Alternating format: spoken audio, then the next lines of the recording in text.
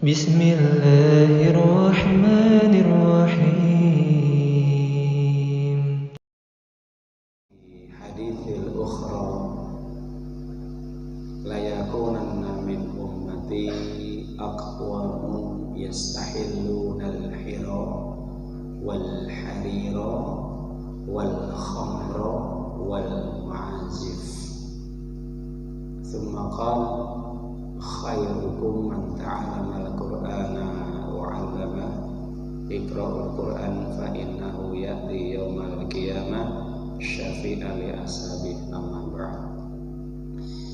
Alhamdulillah, para jamaah salat maghrib yang dimuliakan oleh Allah, tidak lupa kita bersyukur kepada Allah Subhanahu wa taala yang dimana pada kesempatan yang berbahagia ini kita masih diberi kenikmatan oleh Allah berupa nikmat sehat, nikmat waktu, dan yang paling penting adalah nikmat iman dan Islam. Dengan nikmat iman dan Islam ini kita bisa tetap istiqomah menjalankan ibadah yang wajib maupun ibadah yang sunnah, dan kita memohon kepada Allah semoga kita senantiasa dijaga iman kita sampai kita meninggal dunia dalam kondisi iman dan Islam. Amin ya rabbal alamin. Ini sesuai dengan apa yang telah diajarkan oleh Allah kepada Nabi Yusuf alaihi salam di dalam surat Yusuf, surat yang ke-101, ketika berdoa kepada Allah Subhanahu wa taala, Fatiras samawati wal ard anta wali fid dunya wal akhirah tawaffani musliman wa alhiqni bis-sholihin. Jadi di dalam ayat ini mengandung doa di tengah-tengah kalimat yang dimana Nabi Yusuf diperintahkan oleh Allah untuk berdoa dengan kandungan yang ada di dalam ayat ini. Di antaranya Nabi Yusuf memohon kepada Allah, Zat yang menguasai, yang menciptakan langit dan bumi, dan juga di situ diperintahkan agar memohon kepada Allah perlindungan, penjagaan, pemeliharaan, dan juga kecukupan dalam urusan dunia. Jadi Allah adalah Zat yang mencukupi, yang memelihara, yang menjaga, yang membela, yang mengatur segala kehidupan seluruh makhluknya di alam semesta ini. Yang kedua diantaranya adalah memohon, meminta kepada Allah agar senantiasa diwafatkan di atas agama Islam, diwafatkan agar menjadi orang muslim. Ya, jadi Bapak Ibu, ini penting sekali. Tawaffani muslimah, wafatkanlah aku wahai Allah tetap menjadi orang muslim, menjadi orang yang ahlu tauhid, yang senantiasa mentauhidkan Allah, beribadah hanya kepada Allah dan menjauhi syirik. Ini pantangan orang muslim adalah berbuat syirik, menyekutukan Allah. Jadi kebalikan orang muslim adalah apa? Musyrik. Orang ahli tauhid adalah orang yang menyekutukan Allah. Itu kebalikannya. Jadi jangan sampai kita meninggal dalam kondisi musyrik, dalam kondisi meninggalkan Islam, atau dalam kondisi kita melanggar syahadat atau melakukan salah satu pembatal Islam. Ingat Bapak Ibu, okay? Makanya ini tetap harus kita pertahankan Islam kita. Ya, meskipun kita banyak dosa, meskipun kita banyak maksiat, tapi yang penting apa? jangan sampai kita melakukan pembatal Islam. Itu menjadi pantangan kita nomor 1 itu. Karena orang kalau sudah melakukan pembatal Islam, sudah tidak diampuni dosanya selama-lamanya kalau dia tidak bertobat dengan tobat yang benar. Dan yang ketiga, permohonan kita kepada Allah apa? Agar senantiasa kita dikumpulkan bersama orang-orang soleh. Jadi orang soleh itu orang yang bagaimana?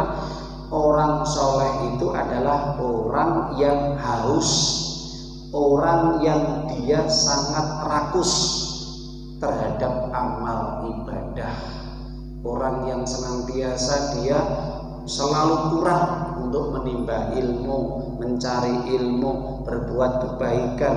Itu orang soleh. Jadi orang soleh adalah orang yang senantiasa apa? Orang yang cinta terhadap kebaikan, orang yang cinta terhadap Al-Quran dan sunnah-sunnah Rasulnya. Itu orang soleh. Jadi ketika dia beramal itu berada di atas landasan petunjuk Al-Quran dan sunnah yang sahihah. Itu orang soleh.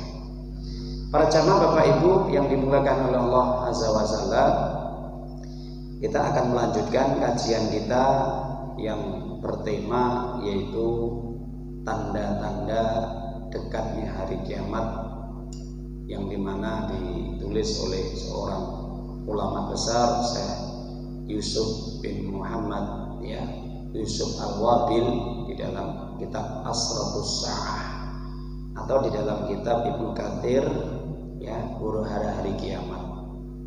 Para jamaah Bapak Ibu yang dimuliakan oleh Allah Subhanahu wa taala, di antara tanda-tanda dekatnya hari kiamat, apa yang pernah kita sampaikan, apa yang pernah kita ulas, apa yang kemarin kita jelaskan, yaitu adalah orang yang diantaranya apa? Mereka yang meninggalkan sholat, kebanyakan umat yang mengaku Islam tapi tidak sholat, KTP-nya Islam tapi tidak sholat, SIM-nya Islam tapi tidak sholat. Yang kedua, juga mereka mempertuhankan nafsu, jadi hawa nafsunya itu lebih diutamakan, lebih diikuti, lebih ditaati daripada kebenaran, daripada perintah Allah. Nah, ini kondisi akhir zaman umat Nabi Muhammad Sallallahu Alaihi Wasallam ini mengalami kerusakan yang luar biasa. Kalau sudah meninggalkan sholat, mempertuhankan nafsu, akhirnya yang terjadi apa? Rusaklah hukum-hukum Islam. Jadi akhirnya hukum-hukum Islam ditinggalkan. Kita lihat dan tidak ada hukum Islam, hukumnya Allah ya. Nah itu karena memang hukum itu ada dua di muka bumi ini, hukum Allah dan hukum jahiliyah, hukum Islam dan hukum bukan Islam. Hukum yang dibuat oleh Allah itu adalah hukum Islam, syariat Islam yang berlandaskan Al-Quran dan Sunnah dari nabinya yang mulia Sallallahu Alaihi Wasallam. Sedangkan hukum jahiliyah adalah itu by design atau buatan oleh manusia. Jelas Pak Bu? Mana dalilnya Ustaz? Ini bisa kita buka di dalam surat Al-Maidah, surat yang ke-5 ayat yang ke-50. Al-Maidah surat ke-5 ayat berapa? 50. Apa kata Allah?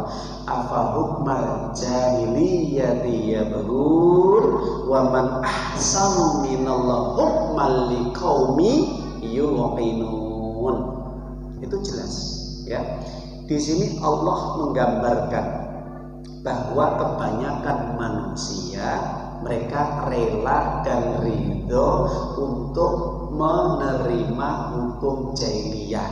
Mereka lebih senang memilih hukum jahiliyah daripada hukum Islam, daripada hukumnya Allah. Padahal hukum Allah itu lebih ahsan. Lebih ahsan. Apa ahsan? Lebih baik, lebih adil, lebih memberikan maslahat, lebih bisa memberikan kebahagiaan dan keselamatan dunia dan akhirat. Ya, tapi bagi mereka yang meyakini, yang tidak meyakini, siapa mereka? Mereka orang-orang kafir, orang musyrik, orang munafik itu tidak mau terima hukum Islam. Kenapa?